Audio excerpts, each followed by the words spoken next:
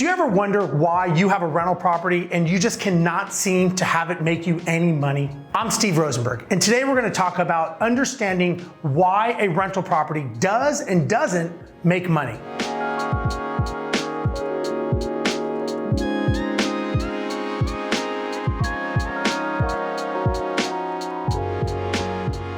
First of all, you have to understand that there are 5 ways that you're going to make money in real estate, and not all of them have to do with cash flow. So the big misconception that a lot of people have is that if your property is not doing cash flow, that you are not making any money. And if you're not making any cash flow, you're losing money. However, you have to understand cash flow is only one piece of a 5-part puzzle. The next, you have equity capture.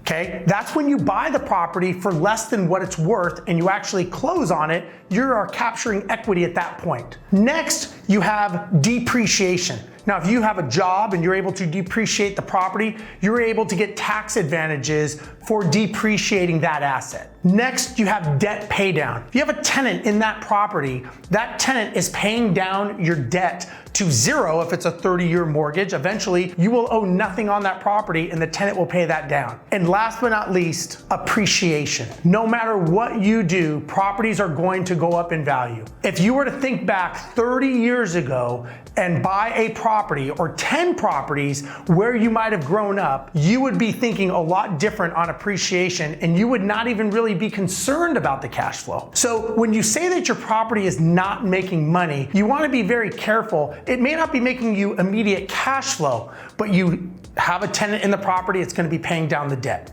You are getting the tax advantages and you're depreciating it. You are getting appreciation because it's going up in value. And if you bought it correctly, you are getting some equity capture. The one thing you may not be getting is cash flow. For an example, I had an owner one time talk with me and they were telling me that their property was not making him any money because he was losing $200 a month was his perception. The reality was, yeah, he was losing $200 a month. After we started talking about this particular property that was in a major downtown area that was going up in value, he realized that even though he was losing a couple $100s a month, the money that he was making on appreciation totally eclipsed anything that he was losing on a monthly basis. So yes, he was laying out a little bit of cash and he was what's called a negative geared property. However, what he was not thinking about were the other ways that he was making money. It's not the fact that your property is not making you any money. It's the fact that one of the 5 is not making you money. Chances are it's making you money other ways. You're just not thinking about it the right way. Don't focus just on cash flow.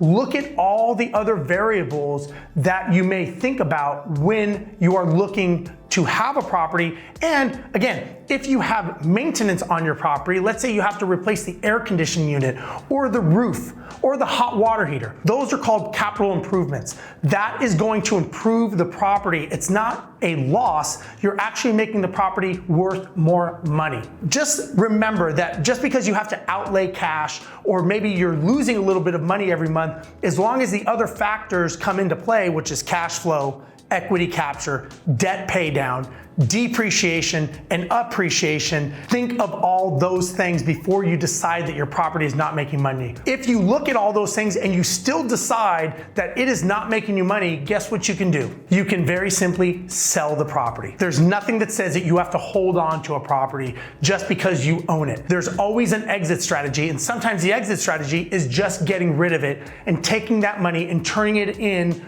to a better deal that will make you money. And more importantly, the mental stress that you've got to deal with whenever you have a property that you're upset about, that's bothering you, it's always on the back of your mind. If that's happening to you, it's not worth it. Sell the property, take the money, roll it into a better deal, and now you're able to buy something that is better energy for you, more money for what you want, and you feel a lot better than what you're doing. Hopefully this information was helpful. If you did like what I had to say, please make sure you comment, subscribe, like the video, let me know what you think, leave a comment down below. I'm Steve Rosenberg and we'll talk to you guys later.